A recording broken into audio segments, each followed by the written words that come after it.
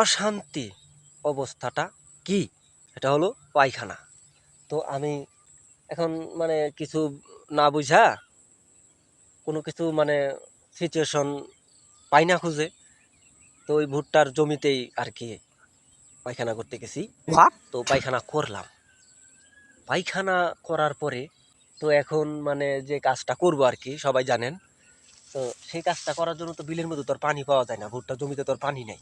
এখন কি করি, মাটির ঢেলা নিছি ছোট একটা, ঠিক আছে, মাটির ঢেলা।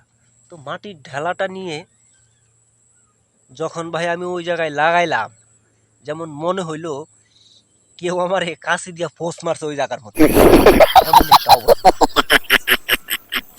পরে ওই ঢেলার মধ্যে দেখি ভাঙা একটা শামুকের টুকরা ওই ঢেলার মধ্যে ঠেকে রয়েছে। আরে আল্লাহ, কি অবস্থা তখন বুঝেন। ও, লাস্ট ফিনিশিং আরেকটা ইন্টু দেই। আজের মাঙ্গ 3 ভা বাল সুয়াশের সারা, 2 কেজি আংরা, 3 কেজি বেদাল্লা, 4 কেজি দুবলা, আর